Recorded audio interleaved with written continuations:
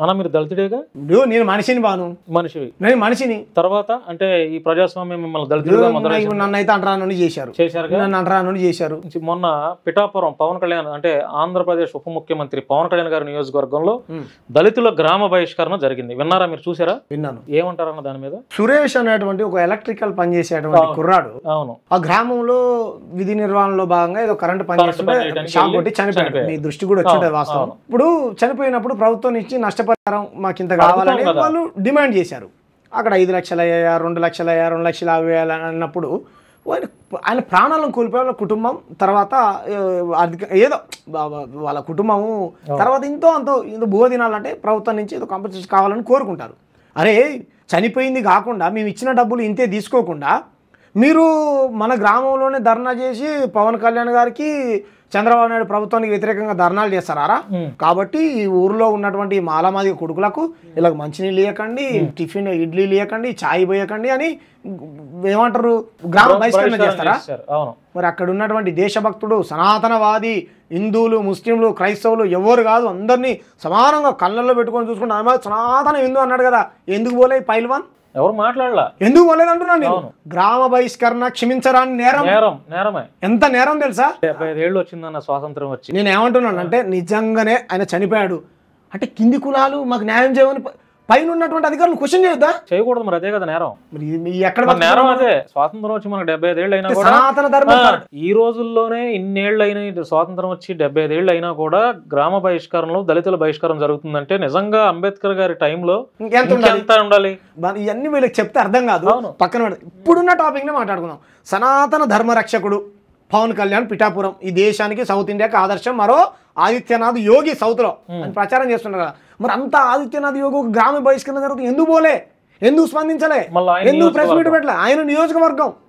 మా నాయన నాస్తికుడు అంటాడు, సిగరెట్ ఏమంటారు దీపదూపాలకు సిగరెట్ అంట పెట్టుకున్నట్టు అంటాడు, కమ్యూనిస్ట్ అంటాడు, చెగివీరు అంటాడు. ఏం మాట్లాడతాడండి? నాకు పవన్ కళ్యాణ్ గారు అంటే పర్సనల్గా ఆయన హీరోయిజానికి నేను అభిమాని, రాజకీయాలకు కాదు. రాజకీయాలకు సెట్ గారు. నేను రాజకీయానికి అభిమాని కాదు, విరోధిని. అదే పవన్ కళ్యాణ్ గారు రాజకీయాలకు సెట్ గారు. సెట్గా ఎక్కడ సెట్ అయ్యాడు బాను? ఇప్పుడు నువ్వు ఎందుకు ఒక వర్గాన్ని ఒకలాగా ఇంకో వర్గాన్ని నీ నియోజకవర్గంలో జరిగింది కదా, నువ్వు ఎందుకు పరామర్శించలే? మిమ్మల్ని క్వశ్చన్ చేయకూడదా? ఇదే కులం, ఇదే సనాతన ధర్మం, అధర్మం. నీ ధర్మం పరిడ వెళ్ళట్లే పవన్ కళ్యాణ్ గారు, అధర్మం పరిడ వెళ్తుంది. ఎందుకు మాట్లాడలేను? చిన్న సమస్య వస్తే మాట్లాడుతూ ఉంటావు కదా. ఇంత పెద్ద గ్రామ బహిష్కరణ జరిగితే ఒక్క విధంగా మాట్లాడలే. అక్కడ ఉన్నటువంటి దళిత నాయకులు, టీడీపీ ప్రభుత్వానికి అమ్ముడు పోయిన సన్నాసులు కూడా మాట్లాడలే. దొంగలు వాళ్ళు ఇచ్చే మోచై నీళ్ళు దాక్కుంటూ దండం పెడుతున్న ఆంధ్రాలో ఉన్నటువంటి దళిత ప్రజల ఈ దొంగల్ని నమ్మకండి, వీళ్ళకి ఓట్లు వేయకండి. మీరు రాజకీయ శక్తి ఎదగండి, 50 రోజులు ఎదగాలి. ఎంత దుర్మార్గం ఇది! ఇదే నేను పోయేవాడిని, నాకు 650 కిలోమీటర్లు నేను కూడా చేసుకుంటే బతికేటువంటి ఉద్యోగం. అక్కడ ఉన్న వాళ్ళకు కూడా ఫోన్ చేసి పోండ్రా బాబు అని చెప్పా. ఇది వైసీపీ టీడీపీ పంచాయతీ అన్నా అని సమర్థించుకునే ప్రయత్నం చేస్తాడు ఒక సన్నాసి. ఎందుకు పేరు చెప్పడం కూడా ఇష్టం లేదు నా నోటి నుంచి. వేదవా ప్రజలందరికీ తెలుసు. ఖబర్దార్, నువ్వు ఏ విధంగా అయితే దళితవాదాన్ని అడ్డం పెట్టుకుని టీడీపీలో నాయకుడిగా ఎదిగావో నిన్ను చెప్పులు తీసుకునే రోజు దగ్గరలో ఉన్నాయి. ఖబర్దార్ గుర్తుపెట్టుకో.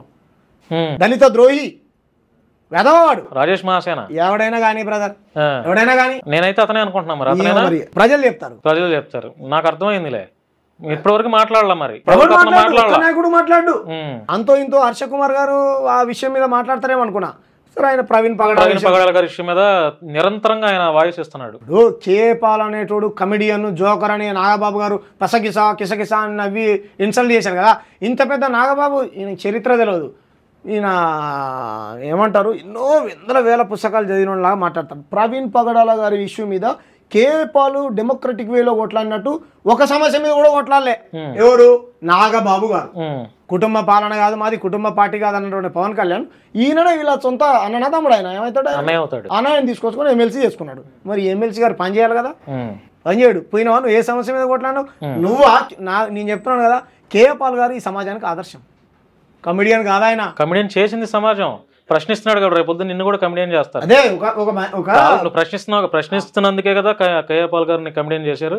నువ్వు కూడా ప్రశ్నిస్తున్నావు కాబట్టి ఇంకా నిన్ను కమెడియన్ చేస్తే బాగుండు, అంతకించి ఇంకేం చేస్తారు. కుక్కని చంపాలంటే పిచ్చుకొని ముద్రేయాలంట, వేయాలి కదా. కేపాల్ గారికి వేసే ప్రయత్నం. ఆయన నరేంద్ర మోడీ గారు ఒక ఫోన్ కాల్ తోని రష్యా ఉక్రెయిన్ యుద్ధం ఆపిండంట కదా. ఈయన ఆపిండంటే ఎందుకు కమెడియన్ అవుతాడు? ఆయన ఆపంగలేదు, ఈయన ఆపలేడా? ఈయన కూడా ప్రపంచ నాయకులతో పరిచయాలు ఉన్నాయి కదా. లేవా? ఉన్నాయి కదా. మరి చూడండి ఆయన వీడియోలు చూడండి. ఆయన ఒక కింది కులంలో పుట్టినటువంటి అమ్మాయిని పెళ్లి చేసుకున్నాడు. ఆయన 10th క్లాస్ ఫెయిల్ అయ్యాను, నేను మళ్ళీ రాసి పాస్ అయ్యాను, ప్రపంచంలో నేను తిరగనటువంటి దేశం లేదు, శాంతి బోధ చేశాను. ఆయన ఎక్కడ హింసను ప్రేరేపించలే. ఆ మతం వద్దు ఈ మతం వద్దని ఎక్కడ చెప్పాలి. నరేంద్ర మోడీ గారు ఆదర్శమా, కే పాల్ గారు ఆదర్శమా? పాల్ గారే. పాల్ గారు ఆదర్శం. ఎక్కడ హింసను ఏ హిందువులు చంపన్నాడు, ఎడ్యుకేషన్ ఇచ్చాడు. సంగారెడ్డి దగ్గర లక్షల మందికి ఉపాధి కల్పించాడు.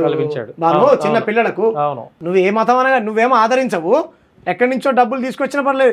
నా మాదిగోలు దాంట్లో చదువుకునేది చదువుకొని నువ్వు బువ్వ పెట్టేటోని పెట్టలేవు. ఇది ఎక్కడ దుర్మార్గం? తీసుకురా నీ నరేంద్ర మోడీ గవర్నమెంట్ స్కూళ్ళు కాలేజీలు ఏ విధంగా ఉన్నాయో చూడండి. కార్పొరేట్ హాస్పిటల్ ధీటుగా పెట్టు, కేపాలు పెట్టినట్టు పెట్టు. నీకు చేతనైతే. అది చేత కాదు. మత కోణంలో మనిషిని చూడాలి, ప్రజలకు సేవ చేస్తుంటే నాయకులు అణిచివేసి కమెడియన్లు చేయాలి. మీరు కమెడియన్లు, కేపాలు కాదు. రాధా మనోహర్ కమెడియన్, మీ నరేంద్ర మోడీ కమెడియన్ రాధా మనోహర్. రాజకీయాలకు సంబంధం లేదంటాడు. ఏమంటారు? రాధా మనోహర్ దాస్ వెధవా. రాధా మనోహర్ దాస్ ఓ సన్నాసి. అరే రాధా మనోహర్ దాస్, నీకు రాజకీయాలకు సంబంధం లేదంటావు, వల్ల నువ్వు నరేంద్ర మోడీ పరిపాలన గొప్పదని ఎలా చెప్తావురా?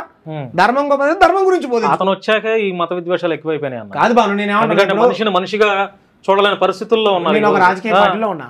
నేను రాజకీయ పార్టీలో ఉన్నప్పుడు రాజకీయాలు చేయొచ్చు. నువ్వు రాజకీయ పార్టీలో లేకుండా నువ్వు నరేంద్ర మోడీ పరిపాలన బాగుంది, ఈయన పరిపాలన బాగాలేదని నువ్వు ఎలా డిసైడ్ చేస్తావు? ఇప్పుడు ప్రవీణ్ పగడాల గారు ఇష్యూ జరిగిన తర్వాత మౌనంగా ఉన్నాడు ఆయన. మౌనంగా ఉన్నాడు. మరి గొంతెత్తాలి కదా. నాకు అనుమానం, ఈ వెధవలే ఉండి ఉంటారు దాని వెనకాల. ఈ వెధవలే ఉండి ఉంటారు దాని వెనకాల. గతంలో చాలా మంది ఫాస్టర్లని వాడు చెప్తాడు. అని పేరు ఏం పేరు? కరుణాకర్ సుగుణ. నేను చనిపోయేంత వరకు ఈ దేశంలో ఒక చర్చ లేకుండా ఉంటే అది ఎవడ వల్ల సాధ్యం కాదులే అన్న. అంటే ఈ దేశంలో ఏ మసీదుని కూల్చే దమ్ము ఎవరికి లేదు, ఏ హిందూ గుడులను కూల్చేద్దాము ఎవరికి లేదు, ఏ క్రిస్టియన్ చర్చెస్ కూల్చే దమ్ము కూడా ఎవరికి లేదు. అది 100 మంది అంటారు. ఎందుకు కూల్చాలి? మనం కొత్తగా కట్టుకోవాలని ఆలోచన రావాలి. ఎందుకు కూల్చుకోవాలి? అంతే కదా. ఇప్పుడు జరిగింది ఏదో జరిగిపోయింది, చరిత్ర జరిగిపోయింది, పక్కన పెడదాం. ఇప్పుడు మీరు చెప్తున్నటువంటి చరిత్ర ఏదైతే అలా చెప్పకపోతే వాళ్ళకి భిక్ష లేదు కదా. మరి ఇప్పుడు మమ్మల్ని అంటరానోళ్ళని చేశారు, మా మూతికి ముంత కట్టారు, ముడ్డికి చీపిరి కట్టారు, ఊరవతల వెలివేశారు మిమ్మల్ని ఎన్ని ముక్కలు నరకాలు చెప్పండి. మేము ఇన్ని సంవత్సరాలు పడ్డటువంటి బాధ ఇప్పటికీ పడుతున్నారు కదా. మరి తీద్దామా? చరిత్రను తీద్దామా? ఒప్పుకోరు దాన్ని. ఎప్పుడో తుర్కిషులు వచ్చారు, లేకపోతే మహమ్మదులు వచ్చారు, బ్రిటిష్ వాళ్ళు వచ్చి గుళ్ళని గోపురాలను ధ్వంసం చేశారని నువ్వు పగని ప్రతీకారాన్ని పరాయి మతస్థుల మీద పెట్టాలనుకుంటున్నావు కదా. నేను ఈ దేశంలో పుట్టినా, ఈ దేశానికి నువ్వు వలస వచ్చి నన్ను ఎన్ని హింసలు పెట్టావు, నేను నా సమాజాన్ని కూడా నీ మీదకి ఈ విధంగా రెచ్చగొట్టాలా? కాదు కదా. నువ్వు పెట్టినటువంటి బాధలకు నీకు ఏ శిక్ష వేయాలి చెప్పు? తప్పగా దీనికి సనాతన ధర్మాన్ని అడ్డం పెట్టుకోవడం. బీజేపీ విధానం ఇటువంటి వాటన్నిటిని సమర్థించేది బీజేపీ. సో మీరు అన్నారు స్టార్టింగ్ లో, ఎందుకన్నా మీకు బీజేపీ, నాకేం బీజేపీ మీద పగ, మీరు వ్యతిరేకం. నరేంద్ర మోడీ గారికి ఏమైనా గాయం అయితే నేను ఓపెన్ గా చెప్తున్నాను, ముందు గాయపడేది నేనే. పర్సనల్గా ఏ మనిషి శరీరానికి గాయం కావాలని నేను కోరుకోను. బీజేపీ ఆలోచనతోని సిద్ధాంతంతోనే నాకు పంచాయతీ తప్ప వ్యక్తులతో నాకు పంచాయతీ లేదు.